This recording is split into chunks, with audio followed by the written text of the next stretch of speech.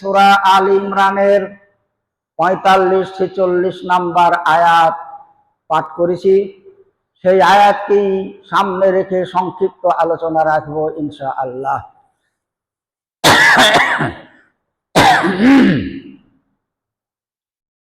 গত জুমাতে ঈসা আলাইহিস সালামের যে বংশ পরিচয় এবং তার মায়ের বংশ পরিচয় সম্পর্কে আমরা জেনেছি। আজকে সেই মারিয়ামের পুত্র ঈসা আলাইহিস সালামের জন্ম বৃত্তান্ত এবং সে যে সময় কথা বলেছিলেন যা অস্বাভাবিক, মায়ের কোলে আল্লাহ তাআলা আগে থেকেই ঘোষণা করেছিলেন। অনুরূপ আরো দুইজন শিশু পৃথিবীর বুকে শিশুকালে কথা বলেছিলেন। সেই সব বিষয়গুলা সংক্ষেপ আলোচনা করব ইনশাআল্লাহ। আল্লাহ তাআলা এখানে বলছেন, ওয়াইজ কালাতিল মালায়েকাতু, ফেরেশতারা যখন বলল, ইয়া মারিয়াম, হে মারিয়াম, ইন্নাল্লাহা ইউবাশশিরুকা বিকালিমাতিন মিনহু ইসমুহু আল মাসিহু ঈসা ইবনে মারইয়ামা। হে মারিয়াম, আল্লাহ তাআলা তোমাকে একটা সুসংবাদ দিয়েছেন। আল্লাহ তাআলা তোমাকে সুসংবাদ দিয়েছেন। সুসংবাদ হলো একটা কালেমার, তোমাকে একটা সন্তান দান করবেন। তার নাম হবে আল মাসিহু ঈসা ইবনে মারইয়ামা ওয়াজিহান ওয়াজিহান ফিদ দুনিয়া ওয়াল আখিরাহ ওয়া মিনাল মুকাররাবিন। সেই সন্তানটার নাম হবে আল মাসিহ ঈসা ইবনে মারইয়াম। আল্লাহ তাআলা তার জন্মের আগে তার নাম ঘোষণা করে দিয়েছেন। আর ওয়াজিহান ফিদ দুনিয়া ওয়াল আখিরাহ, সেই সন্তানটা দুনিয়ার বুকে সম্মানিত হবে এবং আখিরাতেও সম্মানিত হবে। ওয়া মিনাল মুকাররাবিন, এবং যে সমস্ত মানুষ তাদের আমলের বলে আল্লাহ তাআলার নিকটবর্তী হতে সক্ষম হয়েছেন পৃথিবীতে, এই ঈসা আলাইহিস সালাম সেই সমস্ত মানুষের অন্তর্ভুক্ত হবে। এও আল্লাহ তাআলার খুব কাছাকাছি একজন মানুষ হবেন। এই সুসংবাদ মারিয়ামকে দেওয়া হলো। আরো বলা হলো, ইউকাল্লিমুন নাসা ফিল মাহদি কাহালা ওয়া কাহালান, ওই সন্তান তোমার কোলে, মাহাদ মানে দোলনা, মায়ের কোলকেও বলা যায়, মায়ের কোলে বা দোলনায় থেকে কথা বলবে। ওয়া কাহালান, কাহালান মানে স্পষ্ট কথা।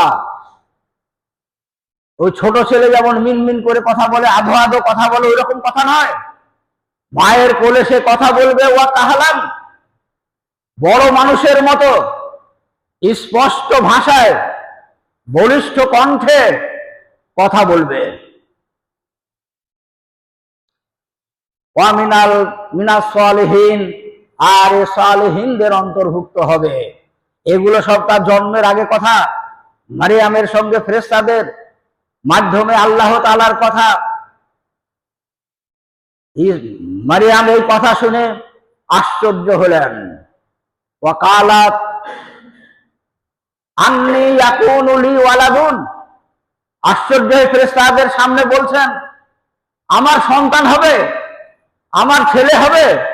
ওয়ালাম ইয়ামাসসানি বাশারুন, আমাকে কোন পুরুষে স্পর্শ করেনি আজ পর্যন্ত, আমাকে কোন পুরুষ স্পর্শ করেনি, তো আমার বাচ্চা হবে। ফেরেশতারা বললেন, ইন্নাল্লাহা ইয়াখলুকু মা ইয়াশাউ, আল্লাহ তাআলা তৈরি করবেন, তেনার যা ইচ্ছা তাই করবেন।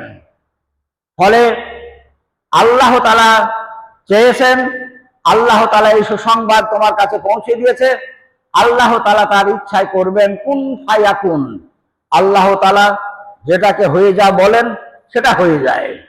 ফলে এই ক্ষেত্রেও আল্লাহ তাআলা তার কুন ফায়াকুন এই ক্ষমতার বলে আল্লাহ তাআলা তার কুদরত, তার মুজিজা এখানে প্রদর্শিত হবে। মারিয়াম ছোট থেকেই, ইতিপূর্বে আপনারা শুনেছেন, আল্লাহ তাআলার তত্ত্বাবধানে তার খালু জাকারিয়া আলাইহিস সালামের তত্ত্বাবধানে বাইতুল মুকাদ্দাসে লালিত পালিত হয়েছেন, বড় হয়েছেন। বড় হওয়ার পরে যখন এই সংবাদ আল্লাহ তাআলার পক্ষ থেকে ফেরেশতারা এসে দিলেন, পরিস্থিতি, দুনিয়ার প্রচলন, যে সুব্যবস্থা দুনিয়াতে রয়েছে তার ব্যতিক্রম ঘটবে, এই ব্যতিক্রম শুনেই তিনি প্রশ্নটা করেছিলেন, ওয়াকালাত আন্নী আইয়াকুনা ওয়ালাদুন, আমার সন্তান হবে, ওয়ালাম ইয়ামাসসানি বাশারুন, আমাকে তো কোনো পুরুষ আজ পর্যন্ত স্পর্শ করেনি। ফেরেশতারা সঙ্গে সঙ্গে বললেন, আল্লাহু ইয়াখলুকু, আল্লাহ তাআলা সৃষ্টি করবেন মাইয়াশা, তিনি যা চান তাই করেন। এখানে কুন ফায়াকুন।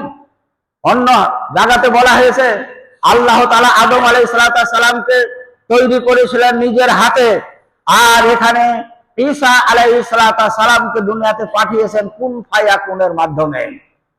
তো ঈসা আলাইহিস সালামের জন্ম হলো মারিয়ামের বাইতুল মুকাদ্দাসে, সেখানে সে লালিত পালিত হবে। এখন জন্মের পরে সাধারণত নানান প্রশ্ন উঠবে। মারিয়ামকে আল্লাহ তাআলা ফেরেশতার মাধ্যমে বললেন, যে সমস্ত মানুষ তোমাকে কোনো প্রশ্ন করবে, কোনো কথা বলবে, কিছু জানতে চাইবে, তুমি এই ছেলেটাকে দেখিয়ে দেবা, ছেলেটা উত্তর দেবে, তোমাকে কিছু বলার দরকার নেই। তারা যা প্রশ্ন করবে, তারা যা জানতে চাইবে, এই ছেলেটা বলবে। এটাও একটা মুজিজা। মারিয়াম নীরবে থাকলেন। এইবার লোকেরা আসলো, মারিয়ামের সন্তান হয়েছে, বাইতুল মুকাদ্দাসে সে বসবাস করেন, আর তার সন্তান কিভাবে হলো, লোকেরা যখন আসলো জানতে চাইল, মারিয়াম আল্লাহ তাআলার নির্দেশে দেখিয়ে দিলেন সেই বাচ্চাকে। বাচ্চার বয়স তখন 3 দিন অথবা 4 দিন, এইরকম বয়সের বাচ্চা। মারিয়াম যখন বললেন, আপনাদের যা কিছু জানার, যা কিছু প্রশ্ন করার, ওই ছেলেকে করুন। তারা আরো আশ্চর্য হয়ে যায়, বলছে কি এই 3 দিন 4 দিনের ছেলেকে প্রশ্ন করব, আর তার কাছে আমরা জানতে চাইবো, আর সে উত্তর দেবে আমাদের প্রশ্নের? আশ্চর্য। তারপরেও তাদের মধ্যে যারা বুদ্ধিমত্তা যাদের ছিল, যাদের দূরদর্শিতা ছিল, তারা বলল, ও যখন বলছে তখন বলি দেখো না, ও কি বলো, দেখা যায় ও কি বলে।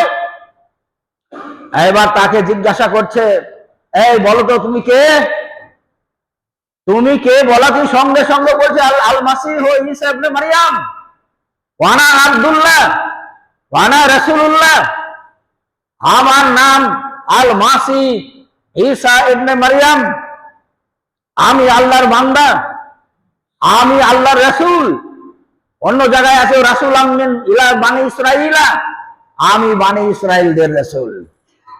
সেই 3-4 দিনের ছেলে, তার কথা সম্পর্কে আল্লাহ ঘোষণা করেছেন, ওয়া কাহালাম, ওই মিনমিনে কথা নয়, ছোট শিশুদের আধো আধো কথা নয়, বড় মানুষ যেমন কথা বলে সেই রকম বলিষ্ঠ কণ্ঠে স্পষ্ট ভাষায় যখন তাদের উত্তর দিল, আনা আব্দুল্লাহ ওয়া আনা রাসূলুল্লাহ, আমি আল্লাহর বান্দা, আমি আল্লাহর রাসূল।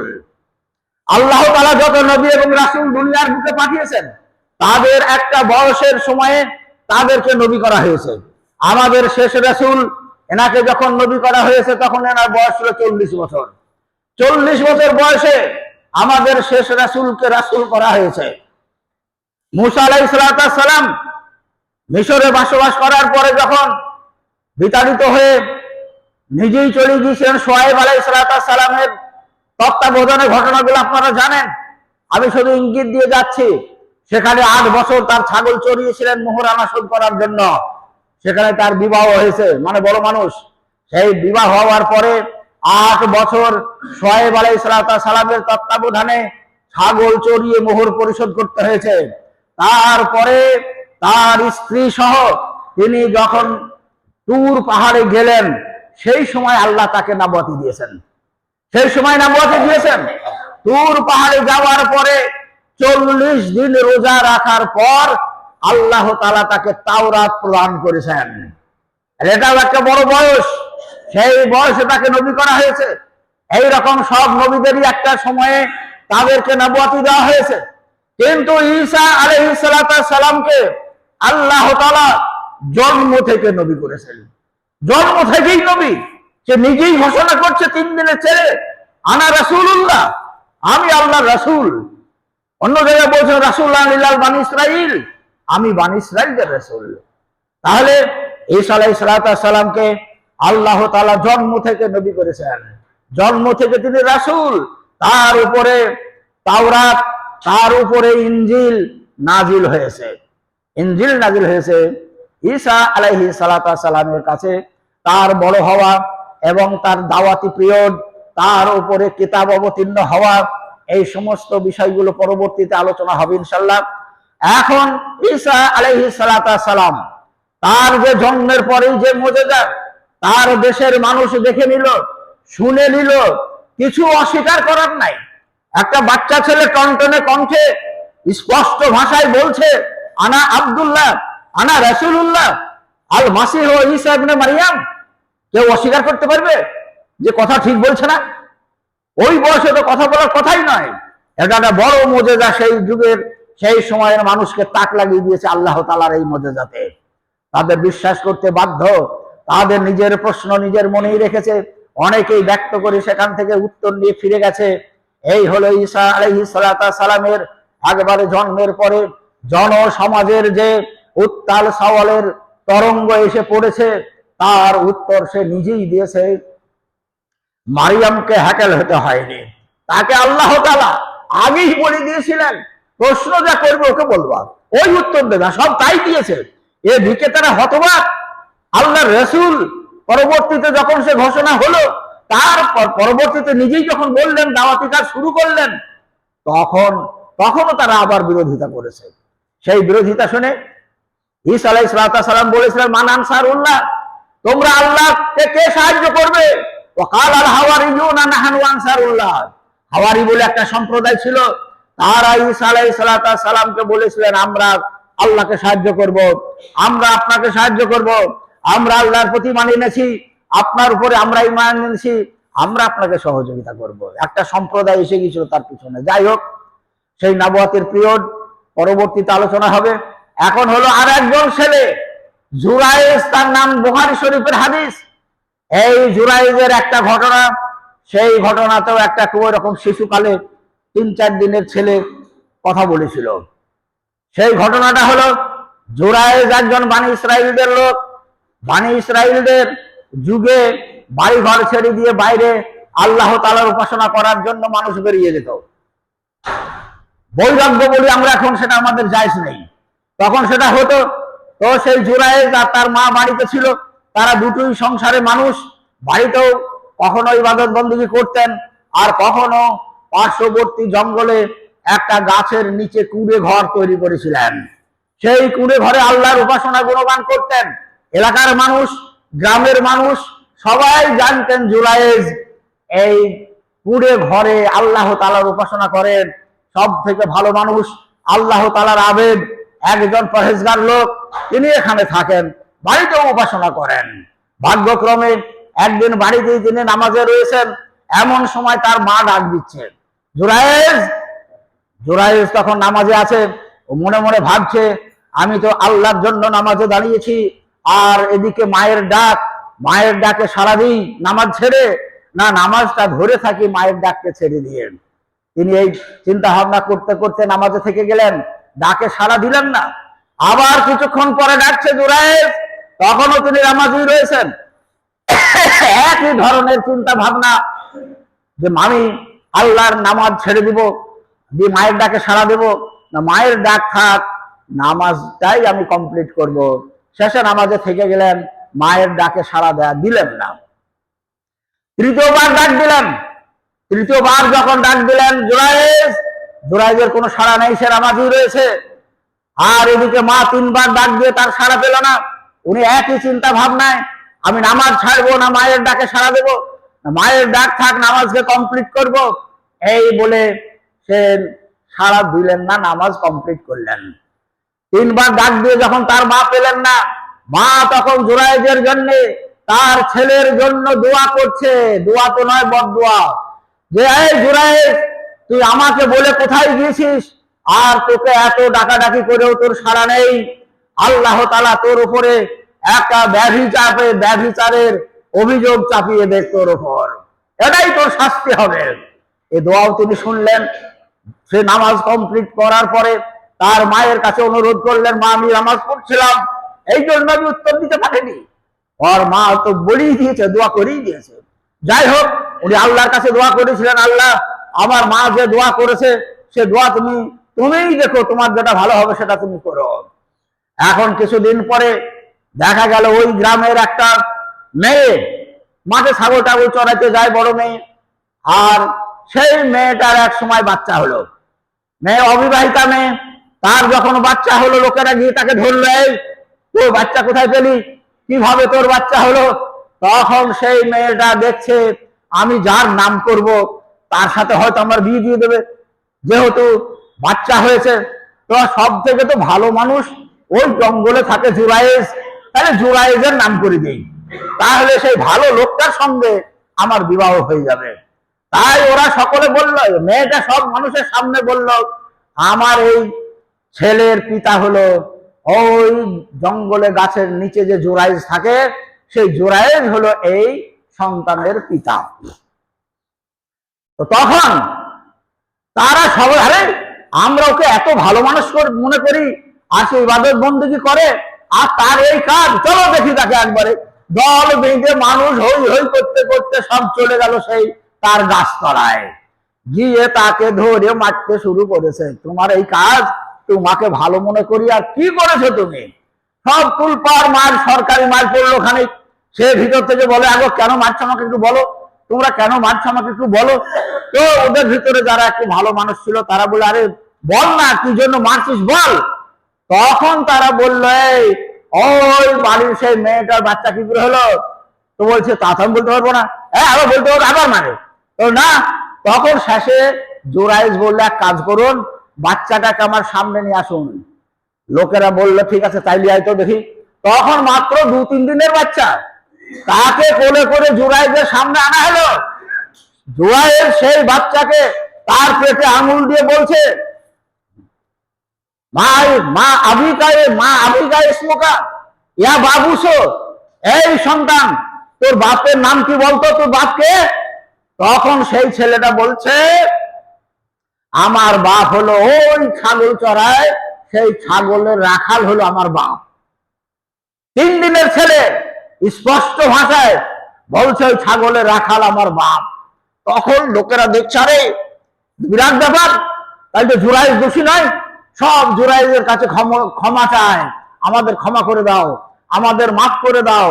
তখন জুরাইজ বলল, তোমাদের ভাই দোষ নাই, এটা আমার মা আমার জন্য বদদোয়া করেছিল, সেই বদদোয়ার ফল আজকে আমাকে ভোগ করতে হয়েছে, তোমাদের কোনো দোষ নাই। এই ছোট্ট ছেলেকে দিয়ে আল্লাহ তাআলা জুরাইজ যে প্রকৃত ভালো মানুষ, আল্লাহ তাআলার আবেদ, তা সেখানে প্রমাণ করে দিয়েছিলেন। এই জন্য সেই বাচ্চাটাও ওই 2-3 দিনের ছেলে সমস্ত মানুষের সামনে তার পিতৃ পরিচয় সে নিজেই ঘোষণা করেছিল। এগুলো হলো আল্লাহ তাআলার মুজিজা। আর একটা হলো ইউসুফ আলাইহিস সালামের জামানায়, তার ঘটনাটা পরে বলবো, তাই একটু ছোট্ট করে বলে দিই। ইউসুফ আলাইহিস সালাম এবং জুলেখা, আপনারা সেই ঘটনাগুলো জানেন। জুলেখা তাকে নানান ভাবে চেষ্টা করেছিল নিজের কন্ট্রোলে নিয়ে আসার, কিন্তু শেষ পর্যন্ত যখন সে আনতে পারেনি, তখন তাকে জবরদস্তি ধরে তাকে অপমানিত করে মানুষের সামনে লাঞ্ছিত করার চেষ্টা করেছিল। সেজন্য যখন ইউসুফ আলাইহিস সালামকে জুলেখা তাড়িয়ে ধরতে গিয়েছিল, সমস্ত কপাট পরপর বন্ধ করে দিয়েছে। ইউসুফ আলাইহিস সালাম তার হাত থেকে বাঁচার জন্য যখন পালাচ্ছিলেন, সেই দরজার সামনে যখন যায়, বন্ধ দরজা অটোমেটিক খুলে যায়। আবার এক দরজার সামনে যায়, সে দরজাও অটোমেটিক খুলে যায়।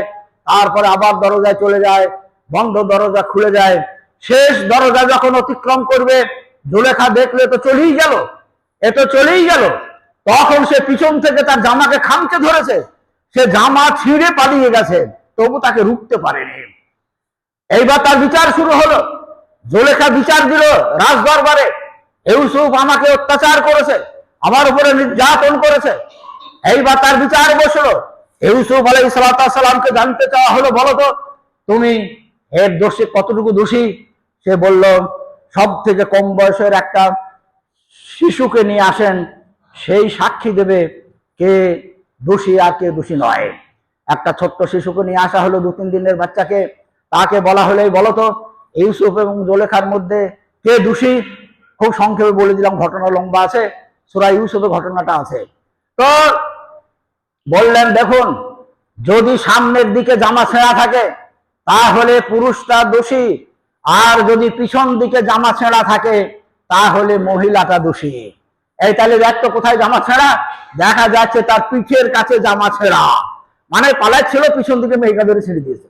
আর সামনের দিকে ছেঁড়া হলে লড়ালড়ি হয়েছে। তো পিছন দিকে যখন জামা ছেঁড়া ফায়সালা হলো, জুলেখা দোষী, ইউসুফ দোষী নয়। এখানে আল্লাহ তাআলা একজন শিশুকে দিয়ে ইউসুফ আলাইহিস সালামের পবিত্রতা প্রকাশ করেছিলেন। এই 3টি ছেলে পৃথিবীর বুকে একবারে শিশুবেলায় তারা কথা বলেছিলেন। এই আল্লাহ তাআলার মুজিজা, আল্লাহ তাআলার কুদরত, আল্লাহ তাআলা দুনিয়ার বুকে রেখেছেন। তার কুদরত সারা দুনিয়াতে, তিনি যে কোনো সময় যা খুশি তাই তিনি করতে পারেন। এ আল্লাহ তাআলার সে ক্ষমতা রয়েছে, সেটাই মানুষকে দেখানোর জন্য এটা বলেছেন। তো যাই হোক, আল্লাহ তাআলা আমাদেরকে তৌফিক দান করুক। তার ক্ষমতা, তার কুদরত, তার নিদর্শন, তার কুন ফায়াকুন, এ সমস্ত সামনে রেখে আমরা আল্লাহ তাআলার কাছে নিজেকে আত্মসমর্পণ করব। আমিন।